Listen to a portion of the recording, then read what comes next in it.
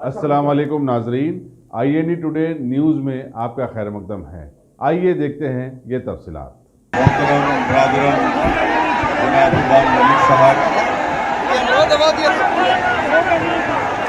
रियासत झारखंड और मगरबी बंगाल के मुस्लिमीन के मोहतरम जनाब आसिम गफ्फार साहब, नशीन पर तशरीफ फरमा जनाब एजाज अली साहब, जो झारखंड मजलिस के तंजीम के जिम्मेदार हैं, और दाइश पर तशरीफ फरमा मोहतरम जनाब अजय पिरके साहब, अर्जुन कोको साहब, जनाब वफा साहब, रंजीत सिंह साहब और हमारे चंद्रन सिंह साहब। मेरे अजीज दोस्तों और बुजुर्गों, ये मेरी खुशकिस्मती है कि आज मैं जयपाल सिंह मुंडा की सरजमीन पर आपके दरमियान में आकर खड़े होकर मुझे कुछ कहने का मौका मिल रहा है। मैं आपका शुक्रगुजार हूँ कि आपने अपनी बेपनाह मोहब्बतों से मुझे नवाजा। मेरे पास अल्फाज नहीं है और मैं शर्मिंदा भी हूँ कि मैं यहाँ पर दाइश के नीचे खड़े होकर आपसे मुखातिब हो रहा हूँ और आप पानी में भीग कर बरसते बारिश में यकीनन आपका यहाँ पर हजारों की तादाद में जमा होना और आसमान से बरसते पानी आपके मोहब्बत और आपके अज़म को और आपके हौसले को नहीं रोक पा रहा है। मैं इसको सलाम करता हूँ। जिस तरह आज आपका यहाँ पर जमा होना और अपने आप को अल्लाह की तरफ से बरसते हुए रहमत के बारिश में अपने आप को भिगोना, मुझे यकीनन हम तमाम मजलिस के लोगों को उनके हौसलों को बुलंद करता है और आपका एक अज़म और हौसले के साथ यहाँ पर ठहरना, ये इस बात का पैगाम हम पूरे झारखंड और रांची में दे रहे हैं कि अब हम मुत्तहिद हो चुके हैं और अब हम इंशाअल्लाह ताला हमारे इत्तेहाद को कोई कमजोर नहीं कर पाएगा। मेरे दोस्तों और बुजुर्गों, मेरे गयूर नौजवान साथियों, मैं आपको सिर्फ यही पैगाम देने आया हूँ कि जिस तरह आज बरसते बारिश में आप खड़े होकर हमारी बात को और अपनी मोहब्बत का सबूत दे रहे हैं, इसी तरह आज हमारे मुल्क में हमारे सरों पर काले बादल मंडरा रहे हैं और हमारे दुश्मन ये समझ रहे हैं कि काले बादल जो हमारे सर पर मंडरा रहे हैं उससे हम कमजोर पड़ जाएंगे, उससे हमारे हौसले पस्त हो जाएंगे। मुझे यकीन है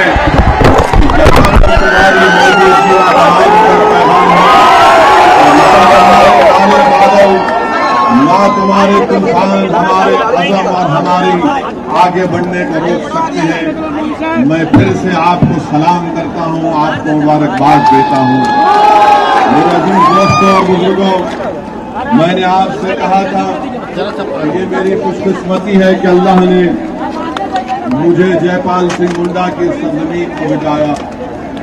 मेरे भाई, आप जानते हैं कि जयपाल सिंह मुंडा कौन थे। वो एक बहादुर और एक बेपनाह कैरेक्टर रखने वाले एक लीडर थे। जब हिंदुस्तान आजाद हुआ और आजाद हिंदुस्तान में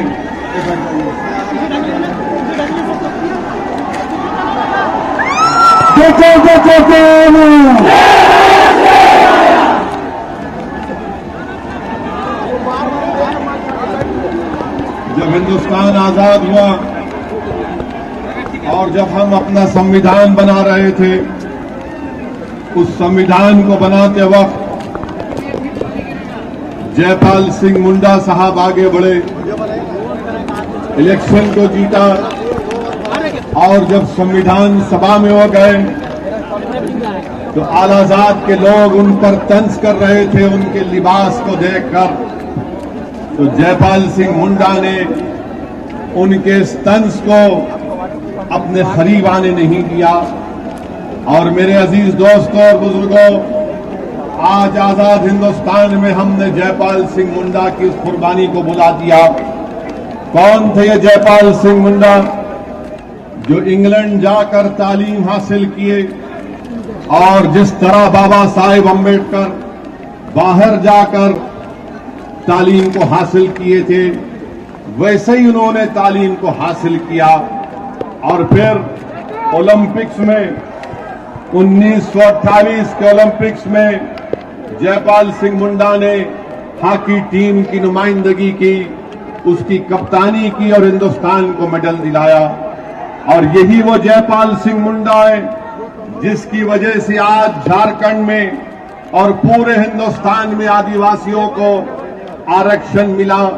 यही वो जयपाल सिंह मुंडा है जिसकी मेहनत, जुस्तजू और कुर्बानियों की वजह से हमारे संविधान में शेड्यूल 5 और शेड्यूल 6 का जिक्र हुआ।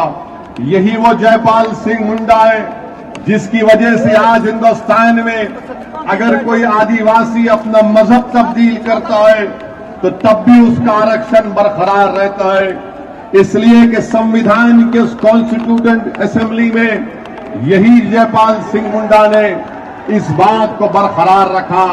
मेरे अजीज दोस्तों और बुजुर्गों, मुझे जयपाल सिंह मुंडा का वाकया याद आ रहा है कि जब पंडित जवाहरलाल नेहरू ने कॉन्स्टिट्यूएंट असेंबली में, कानून साज असेंबली में खड़े होकर अपनी तकरीर में कहा कि इस कॉन्स्टिट्यूएंट असेंबली को, संविधान सभा को चलाने के लिए हर दिन हमको 10,000 रुपये का खर्चा होता है।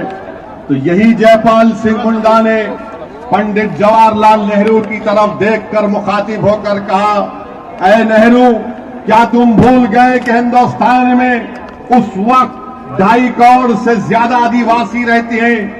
क्या हमारी कीमत 10,000 रुपये है?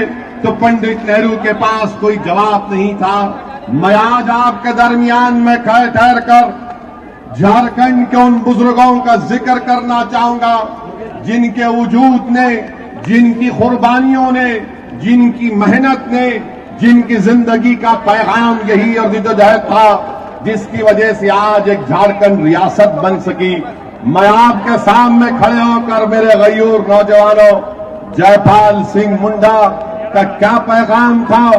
जयपाल सिंह मुंडा ने जब आरक्षण का मुतालबा किया तो ये नहीं कहा, उस दस्तूर साज असेंबली में बड़े बड़े लोग बैठे हुए थे, तो जयपाल सिंह मुंडा ने ये नहीं कहा कि मैं तुमसे भीख मांगता हूं, तुम आदिवासियों के लिए आरक्षण दे दो।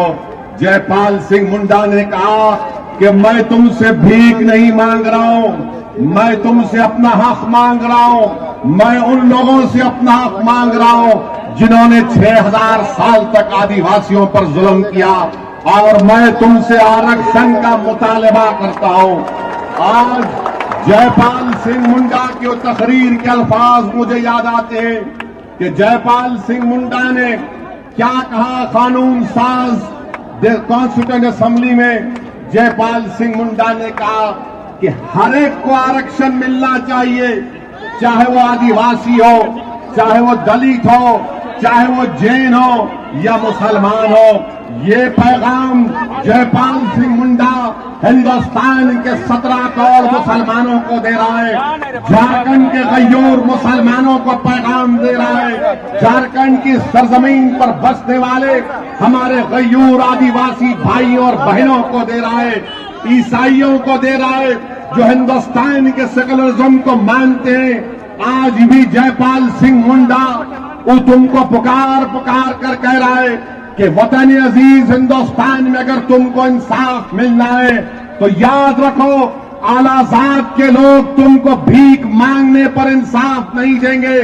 इंसाफ तुमको उस वक्त मिलेगा जब तुम उठ खड़े होगे अपने इंसाफ के हक को लेने के लिए, तुम उठ जाओगे, तुम अगर आज बेदार हो जाओगे, अगर आज तुम गुलामी की जंजीरों को तोड़ दोगे, अगर आज तुम अपने दिल से मोदी और आरएसएस का खौफ को मिटा दोगे, तुम अपने दिलो दिमाग से कांग्रेस की उस मक्कारी को निकाल कर फेंक दोगे, तो यकीन जानो इंसाफ शुरू होना यहां से इस गांधी मैदान से शुरू हो जाएगा। मेरे अजीज दोस्तों और बुजुर्गों,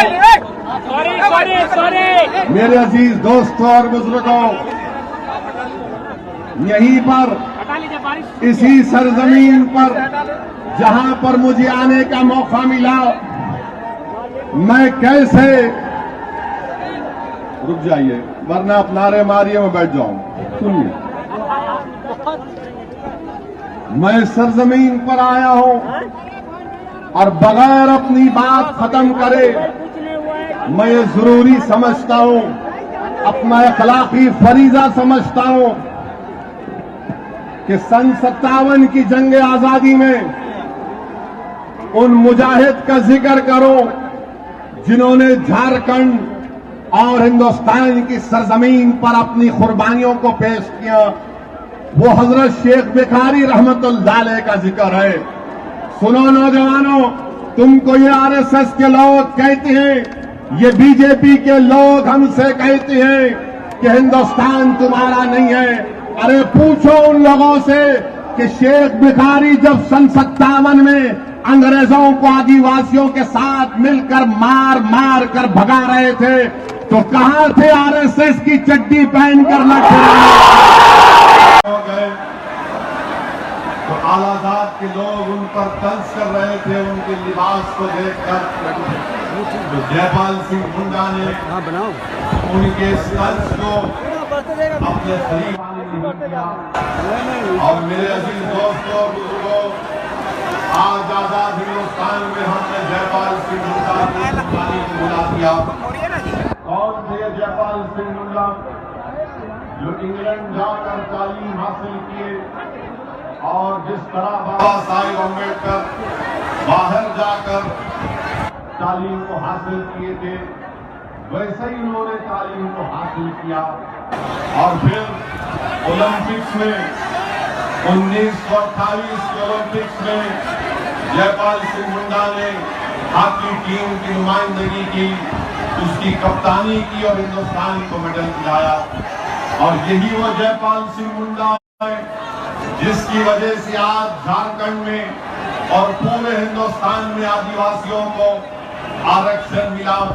यही वो जयपाल सिंह मुंडा है जिसकी मेहनत, जुस्तजू और कुर्बानियों की वजह से हमारे संविधान में शेड्यूल 5 और शेड्यूल 6 का जिक्र हुआ। यही वो जयपाल सिंह मुंडा है जिसकी वजह से आज हिंदुस्तान में अगर कोई आदिवासी अपना मजहब तब्दील करता है तो तब भी उसका आरक्षण बरकरार रहता है, इसलिए कि संविधान के उस कॉन्स्टिट्यूशन असेंबली में यही जयपाल सिंह मुंडा ने इस बात को बरकरार रखा। मेरे अजीज दोस्तों और बुजुर्गों, मुझे जयपाल सिंह मुंडा का वाकया याद आ रहा है कि जब पंडित जवाहरलाल नेहरू ने कॉन्स्टिट्यूंट असेंबली में कानून सामने खड़े होकर मेरे गयूर नौजवानों, जयपाल सिंह मुंडा का क्या पैगाम था? जयपाल सिंह मुंडा ने जब उस दस्तूर साज असेंबली में बड़े बड़े लोग बैठे हुए थे तो जयपाल सिंह मुंडा ने ये नहीं कहा कि मैं तुमसे भीख मांगता हूं, तुम आदिवासियों के लिए आरक्षण दे दो। जयपाल मुसलमान हो, ये पैगाम जयपाल सिंह मुंडा हिंदुस्तान के 17 करोड़ मुसलमानों को दे रहा है, झारखंड के गयूर मुसलमानों को पैगाम दे रहा है। अगर तुमको इंसाफ मिलना है तो याद रखो, आलाजाद के लोग तुमको भीख को उस वक्त मिलेगा जब तुम उठ खड़े होगे अपने इंसाफ के हक को लेने के लिए। तुम जाओगे, तुम अगर आज मेरे अजीज दोस्तों और बुजुर्गों, यहीं पर इसी सरजमीन पर मौका मिला मैं कैसे नारे मारिए बैठ जाओ। मैं सरजमीन पर आया हूं और बगैर अपनी बात खत्म करे मैं जरूरी समझता हूं, अपना अखलाकी फरीजा समझता हूं कि सन 57 की जंग आजादी में उन मुजाहिद का जिक्र करूं जिन्होंने झारखंड और हिंदुस्तान की सरजमीन पर अपनी कुर्बानियों को पेश किया। वो हजरत शेख बुखारी रहमतुल्लाह अलैह का जिक्र है। सुनो नौजवानों, तुमको ये आरएसएस के लोग कहते हैं, ये बीजेपी के लोग हमसे कहते हैं कि हिंदुस्तान तुम्हारा नहीं है। अरे पूछो उन लोगों से कि शेख बुखारी जब सन 57 में अंग्रेजों को आदिवासियों के साथ मिलकर मार मार कर भगा रहे थे तो कहां से आरएसएस की चड्डी पहनकर न कहां थे लोग जो आज हमसे पूछते कि बताओ तुम हिंदुस्तान के शहरी हो या नहीं हो, जो आज हमसे आकर झारखंड की सरजमीन पर अमित शाह आकर कहते हैं होगी तो हम तमाम फॉरेनर हो गए और सिवाय हमारे आदिवासी भाइयों के कोई शहरी साबित नहीं होगा। अंग्रेजों को भगाया था, अपनी जान की अजीम कुर्बानी दी थी। हम शेख बुखारी रहमतुल्लाह अलैह की सहन रखने वाले, हिंदुत्व की आइडियोलॉजी को मानने वाले, जो हिंदुस्तान की गंगा जमुनी तहजीब, जो हिंदुस्तान के कंपोजिट कल्चर, जो हिंदुस्तान की ये मोहब्बत के दुश्मन है। मैं तो इसमें मोमिन कॉन्फ्रेंस में मुस्लिम लीग को शिकस्त दी थी उस वक्त के बिहार में। आज आकर ये लोग हमसे पूछते हैं कि बताओ तुमको हिंदुस्तान से मोहब्बत है या पाकिस्तान से मोहब्बत है। पाकिस्तान को, क्योंकि हिंदुस्तान हमारा सरजमीन है, हिंदुस्तान हमारा है। हमने हिंदुस्तान की एक एक चीज से मोहब्बत की और इंशाअल्लाह ताला उनसे पूछेगा कि बताओ तुम्हारी वफादारी क्या है, तो मैं उनसे पूछूंगा कि जाओ हिंदुस्तान के कब्रिस्तानों के सामने। तो यकीनन मेरे अजीज दोस्तों और बुजुर्गों, हम अपने बुजुर्गों जलसे में आ जाइए, मैं आपको पूरा उसका भरपूर जवाब दूंगा। सबसे पहली बात कि हमारे मुल्क के वज़ीर आज़म भाई हमारे भाई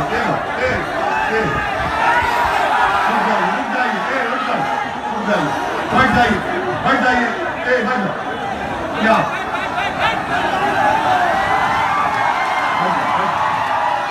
आराम से। अब देखो अल्लाह ने बारिश को भी रुका दिया। पहली बात, वज़ीर आज़म प्रधानमंत्री अमेरिका के,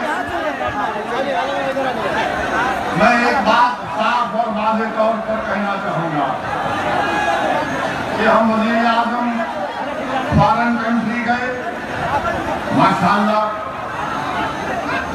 वो ज्यादा जाते हैं फॉरेन कंट्रीज को, और मुझे पूरा यकीन है कि 2026-24 आते आते हमारे प्रधानमंत्री पूरी दुनिया के मुल्क को जा चुके हैं। और जब 2024 का इलेक्शन आएगा तो मोदी जी बताएंगे देखो ये दुनिया का मैप है, मैं यहां यहां यहां यहां यहां पूरा चला, कोई बाकी नहीं रहा, सब जगह चला। अब बोलेंगे मित्रों भाइयों जब मैंने पूरी दुनिया में चला गया, अब सोचता हूं कि चांद पर जाकर सोच नहीं बचेगा, सब जगह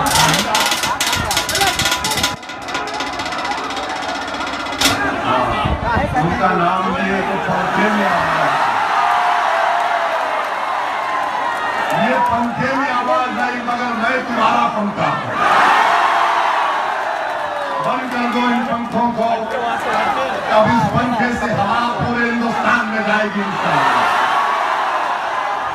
हमारे प्रधानमंत्री अमेरिका गए, मैं प्रधानमंत्री से कांग्रेस की तरह वो बात नहीं करूंगा, मैं सिर्फ प्रधानमंत्री से और बीजेपी से पूछूंगा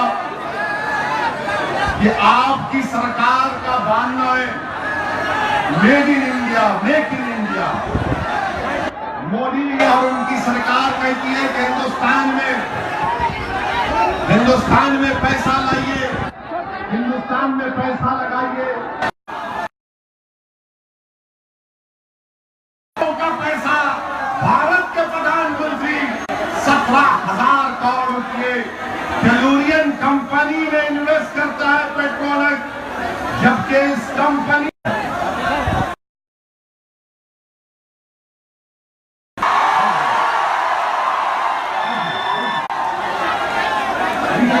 सीखिए तो देंगे आप।